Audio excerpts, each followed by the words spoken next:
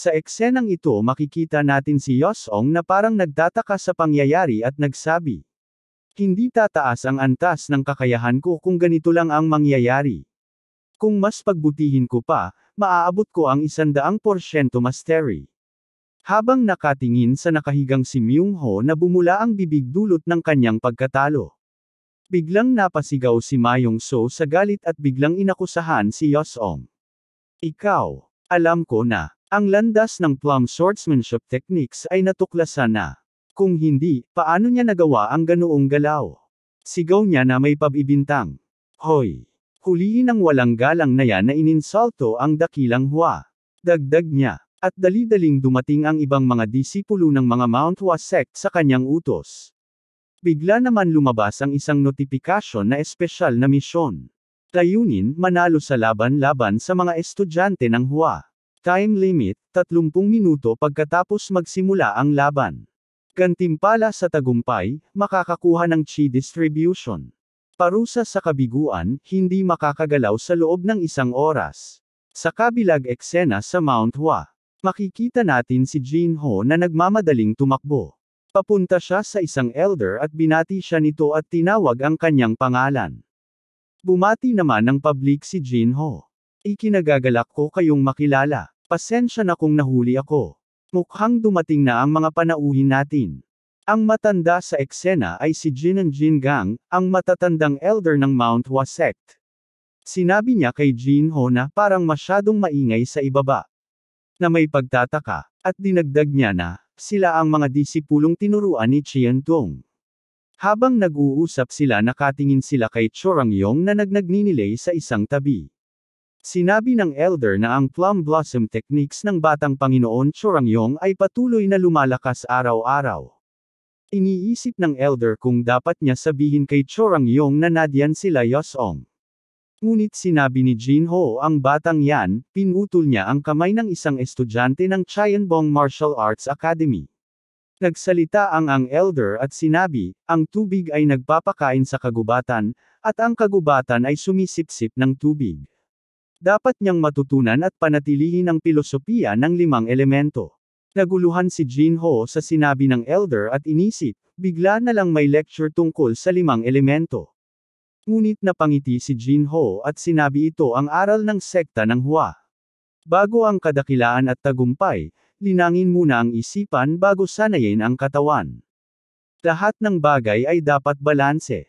Kung ang puno ay sumipsip ng sobrang dami ng tubig, mabubulok ito sa kalaunan.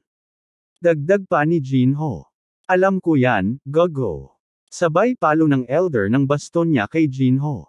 Pero alalahanin mo, ito ang usapan natin. Gusto mong palitan na ang posisyon ko. Dagdag na biro ng matanda. Napangiti lang si Jin-ho at sinabi, hindi ako makapaniwala, hanggang ngayon, puno ka pa rin ng sigla. Biglang may nagsabi, tapos na akong magmuni-muni. At naging seryoso ang mukha ni Jin-ho. Makikita natin si Chorangyong ay tumayo na habang nilagpasan niya ang 2 elder na may seryosong mukha. Sinabi niya na, pero mukhang hindi pa tapos ang usapan yung 2, kaya mauna na akong bumaba.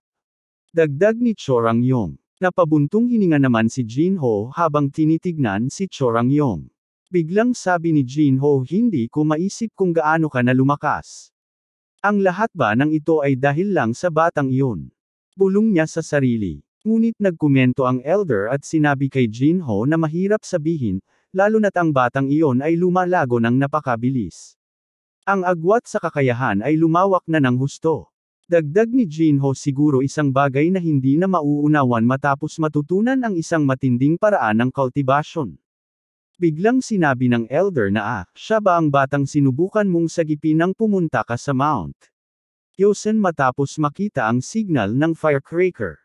Napangiting lumingon si Jin-ho at sinabi, dahil ito sa pakiusap ng isang tanyag na lasenggong kaibigan ko.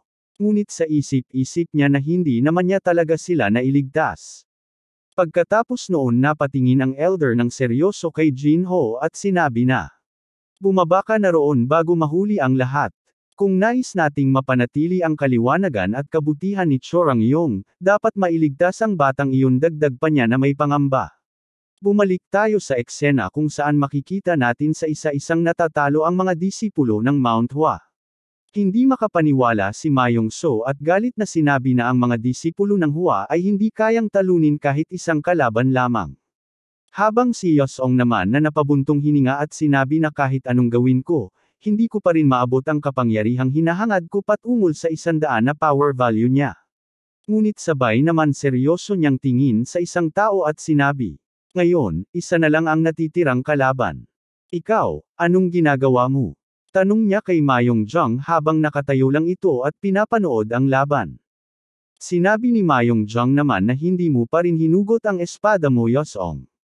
Dahil ba ito sa hindi ko pagsunod sa utos ng aking nakatatandang kapatid?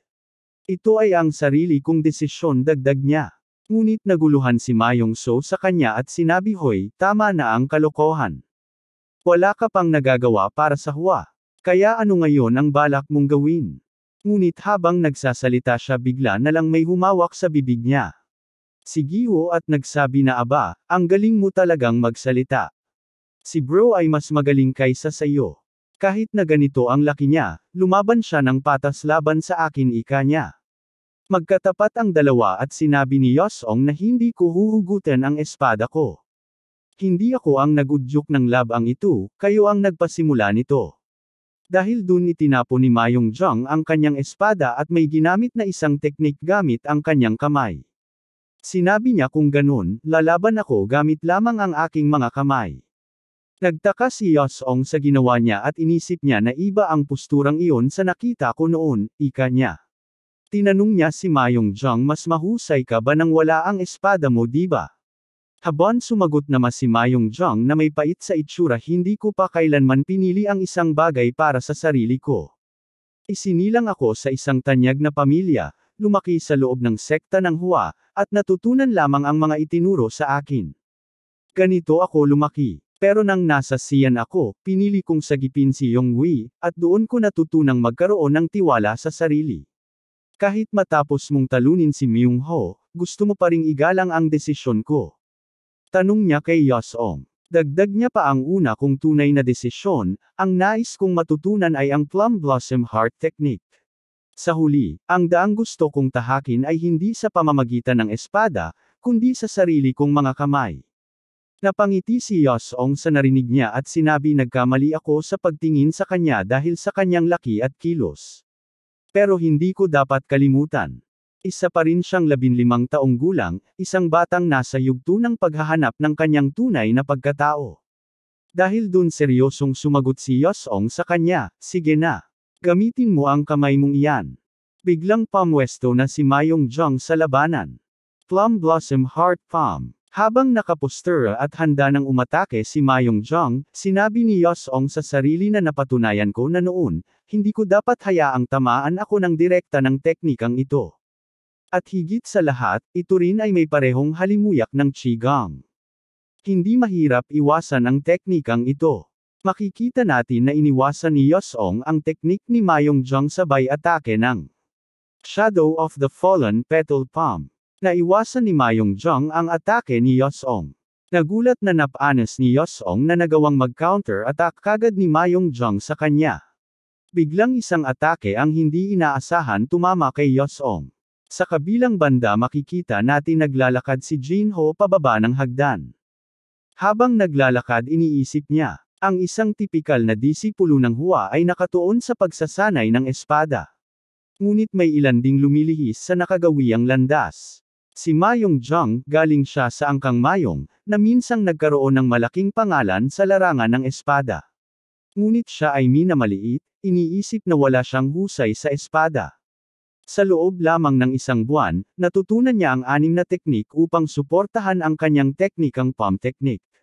Habang naglalakbay kasama si Chorang Yong papuntang Sian, lalo pa niyang hinasa ang kanyang mga kakayahan. Kung si Chorang Yong ay isang likas na henyo sa larangan ng pakikipaglaban, si Mayong Jong naman ay isang masipag na mag-aaral na natututo ng lahat ng kanyang matutunan. Ang kanyang galing at pamamaraan ay magpapabago sa mga teknik ng Hua. Ngayon nakatingin na nakangiti si Jinho sa labanan gamit ang kanyang ki, sinabi niya na, "Ipakita mo sa akin kung paano mo lalabanan ang mga batang disipulo." Dinagdag niya na natalo mo na ang mga disipulo ng Mount Hua at ang tumapos sa Ihokey Bandits, na nakatuon siya ngayon kay Yosong. Bigla naman lumingon si Chorang-yong at tinanong si Jinho kung nakikita niya ba ang nangyayari sa ibaba. Sinabi niya oo, malinaw kong nakikita gamit ang enerhiya ko. Si Mayong-jong ay sumali na sa labanan. Napatanong ulit si Chorang-yong at sinabi si Mayong-jong ay lalaban kanino. Napakamot ng ulo si Jinho, ang pangalan niya ay, sa tingin ko tatakbo siya kapag sinabi ko ang pangalan. Sabay banggit na hindi, isa lang siyang normal na batang lalaki. Tumalikod si Chorang-yong nang marinig niya iyon at sinabi si Dan Yosong. Napa-meme face na lang si Jinho na mahulaan ni Chorang-yong. Ano yun? Madali lang ba yung clue na nabigay ko? Tanong niya sa sarili. Habang naglalakad pa din sila. Napaisip si Jinho kung ayos lang ba si Chorang-yong, tanong niya sa sarili. Bumibilis ang lakad niya, malamang yun pa din ang nasa isip niya, dagdag Jinho. Sa mga ganitong oras gusto ko ng alak. Bumalik ang eksena sa labanan. Napangiti si Mayong-jong sa nangyaring kakaibang atakeng ginawa niya. Biglang nanlaki ang kanyang mata sa nakita. Inakala niya ang atake niya ay tumama. Ngunit naiwasan pala ito ni Yosong at biglang sinabi na may natutunan ka pala na bago, habang nakawak pa din siya sa ulo ni Mayong-jong. Nagbigay ng malakas na suntok si Yosong na ikinata sa ulo ni Mayong-jong. Pagkatapos ay sabay umatake ulit siya gamit ang kanyang paa. Agad naman itong naharang ni Mayong-jong. Nagulat si Yunsong dahil nailihis na naman ni Mayong-jong ang atake niya. Inisip niya na hindi magandang pangyayari iyon. Habang si Mayong-jong naman ay nag-iisip at sinabi na totoo nga na si Yosong ay gumagalaw kaparehas ng Blossom Sword style niya. At hindi lang iyon, alam niya din ang daloy ng aking mga atake katulad ng dati. Pero kung pagpapatuloy niya ito, sigurado mauubusan din ang kanyang mga lakas sa mga malalaking galaw niya. Sabay naglabas ulit ng teknik si Mayong-jong na Virtuous Blossoming Palm. Nagpatuloy sila sa kanilang matinding labanan at patuloy pa din ang ginagawa nilang galaw. Napansin ni Soso na patuloy na inililihis ang atake ni Yosong. Ang lalaking iyon, kayang harangin o iwasan ang mga atake ni Yunsong. May malaking pagkakaiba sa kanilang laki at lakas ng katawan. Kung magpapatuloy ito, si Yosong ang unang mauubusan ng lakas. Sinabi naman ni Giho habang nakawak sa bibig ni Mayong-so, kung matamaan ka kahit isang beses ng palad na ganyan kalaki, magiging mahirap na para kay Yosong. Pero dahil nakita na niya kung paano ako lumaban sa lalaking iyon noon, nag-agawan pa rin niya ng paraan para iwasan na ito, kahit na medyo napipilitan siya. Napatingin si Soso at inisip kung ganun, dalawa lang ang posibleng mangyari. Matamaan ka ng Plum Blossom Heart Palm at unti-unting bumagsak. O kaya naman, tuluyang maubusan ka ng lakas.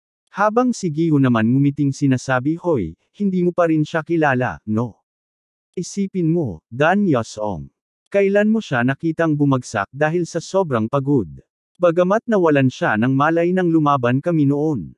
Pero, hindi pa nga niya nagagamit ang teknikang ginamit niya noong talunin si Chorang-yong. Biglang nahawakan ni Mayong-jong ang braso ni Yosong at dali-daling binalibag siya nito gamit ang Scattering Blossom technique na staggering throw niya. Tumama sa pader si Yosong na may hampas siya at sa sobrang lakas ay yumanig ang pader ng gate. Masaya naman nagisisgaw si Mayong-so, magaling, Mayong-jong. Ipagpatuloy mo lang. Paluan mo siya hanggang sa mapagod siya at mawala ng malay. Habang tumatayo si Yosong, isang notifikasyon ang lumabas, lumampas ka na sa limitasyon ng iyong lakas. Natahimik naman si Yusong at iniisip na lampasan ko ito, pero hindi ito lumalabas. Biglang umatake na ulit si Mayong-jong at sinabi ito na ang katapusan. Ngunit napatalon lang si Yosong pataas para iwasan ito. May natitira pa ba siyang lakas para gumalaw? Ika ni Mayong-jong sa pag-iwas ni Yosong. Napatingin naman si Yosong na para bang may iniindang sakit at sinabi niya na nakuha ko na. Isang notifikasyon din ang lumabas at sinabi ginamit mo na ang lakas mo lampas sa limitasyon. Ngunit tumaas ang stamina mo ng isang antas. Sa wakas, lumampas na sa 79 ang stamina ko. Ika niya. Isang bagong stats ang lumabas sa kanyang Vitality, Physical Modification Level 1. Biglang napunit ang kanyang tali sa buhok at hindi lang iyon pati ang kanyang katawan. Napansin din ito ni Jinho at sinabi na ang enerhiya ng batang iyon nanginginig. Dumidikit at tumitigas. Sa unang tingin, parang lumiit siya. Pero ang pakiramdam, tila naging mas matalim ang kanyang mga kalamnan. Gulat na tanong niya ang batang iyon, nagdaan ba siya sa estado ng body enhancement? Gulat na lumingon si Mayong Jong kay Yosong. Habang si Yosong naman ay naging busy sa pagbabago ng kanyang lakas. Sinabi niya akala ko maaabot ko na ang 100 pero bumalik sa isa. Isang notifikasyon ang lumabas, physical modification. Lampas na sa limitasyon ang katawan mo. Sa puntong ito, kaya mo nang lampasan ang pisikal na lakas at bilis mo. At higit pa riyan, mawawala na ang cooldown time ng iyong mga kasanayan. Sinabi niya na gagamitin niya ito dapat ang teknik kay Chorangyong. Ngunit ngumiti lang si Yosong at sinabi na ngayon hindi ko na kailangan mag-high-tie pa para gamitin ito. May kakaiba, pagtatakang sinabi ni Mayong Jong. Tila lumaki siya ng bahagya. Ano yun? Kaya ba niyang gamitin ang Tiger Fist gaya ni Jang Giho? Hindi. Iba ito, dagdag niya. Biglang nag-flash mode si Yosong. Gigil na sinabi ni Mayong Jong, ito ang teknikang ginamit niya laban kay Chorangyong. Napakabilis at napansin ni Mayong Jong na sa likod na niya si Yosong. Agad naman niya ito inambehan ng atake ngunit naiwasan kagad ito ni Yosong na para bang lumilipad sa hangin. Ang sarap sa pakiramdam, ika ni Yosong habang paulit-ulit niya nagmabilis na gumagalaw. Dahil doon nakakagawa si Yosong ng mga pag-atake kay Mayong Jong dahilan sa nahihirapan siya sumabay dito. Gulat na nakita nila at sinabi ni Soso na bigla siyang naging mas aktibo. Ano to? Tinatago ba niya ang teknikang iyon? Lalo pa siyang lumakas kahit na muntik na siyang bumagsak kanina. Dagdag ni Giho. Hindi maaari. Gulat at hindi makapaniwala si Mayong So sa nakikita. Paano naging ganito kalakas ang isang disipulo mula sa sangay ng Hua? Bigla naman napaatras si Yosong sa labanan. Bakit ganito? Nakalimutan ko, ika niya. Bukod sa pagkawala ng cooldown time, bawat paggamit nito ay kumukonsumo ng aking enerhiya. Isang anino naman ang paparating nang napansin niya. Isang nakakagimbal na aura at biglang tumawag sa pangalan niya. Dan Yosong. Dan Yosong. Gulat na nakita ito ni Yosong habang wala na natitira sa kanyang enerhiya. Napasabi na lang siya na teka lang muna timeout. Habang naglalakad papalit si Chorangyong, isang flashback ang lumabas. Isa lamang siyang tanga na hindi man lang magawa ang simpleng qigong. Sa bilis at lakas, mas lamang ako. Nakatuon lang siya sa pagdepensa laban sa mga atake ko. Tiyak na mas malakas ako. Pero kahit ganoon, nagawa pa rin niyang lampasan ang Plum Blossom Storm. Ang isang suntok na yon. Critical strike. Pagbalik sa Mount Hua. Sinubukan kong bumangon ng paulit-ulit. Pero hindi ko magawa. Hindi ko matakasan ito. Isang bangungot. At ang lalaking iyon. Lalong naging mas malupit. Dan Yosong. Dan Yosong. Sa taas ng Mount Hua ang elder ay nagobserba at sinabi sa unang pagkakataon sa buhay niya, dumanas siya ng ganitong matinding pagkatalo sa kamay ng isang kalaban. Saan patungo ang kahihiyan at matinding pagnanais niyang manalo? Ang batang master ng Plum Blossom. Hindi ko mahulaan kung ano ang susunod niyang hakbang. Pero sa ngayon, ang tanging paraan para mahubog si Chorangyong ay sa pamamagitan ng batang iyon. Wala akong ibang pagpipilian kundi ang maniwala sa mahiwagang espiritu ng batang iyon. Pupunta muna ako para makatulog. Sabi ng elder sabay talikod. Bumalik ang eksena kila Yosong at sa pagdating ni Chorangyong. Mukha kang medyo iba, sabi ni Chorangyong. May panibagong hamon na naman tayo, inisip ni Yosong habang nakatingin. Ginamit ko ng buo ang aking lakas.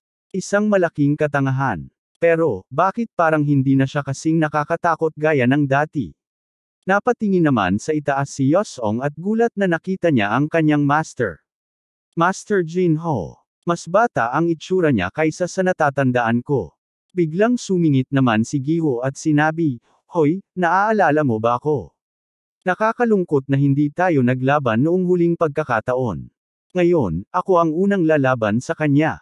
Bulong niya kay Yosong habang nakangiti. Lumapit si Giho kay Chorangyong at sinabi, gusto mo rin akong labanan, di ba? Ngunit tahimik lang si Chorangyong sumagot, wala ako sa mood. Basahin mo naman ang atmosphere, tanga. Napangiti si Giho at sumagot, mood. Anong mood? Sabay umatake si kay Chorangyong at sinabi, nasa mood ka na bang labanan ako ngayon? Ang liit ng kamay na to, hindi man lang gumalaw, dagdag pa niya. Biglang umikot si Chorangyong at ginamit ang kanyang paa para sa pag-atake. Napatras ng bias si Giho sa sipa ni Chorangyong. Gulat naman nakita ni Yosong at inisip na gagamit ba niya ang kanyang mga paa noon. Haha, masaya naman si Giho sa ginawa ng kalaban at dali-dalihin ubad ang balabal. Ganyan dapat. Sabay atake gamit ang kanyang Crouching Tiger Fist.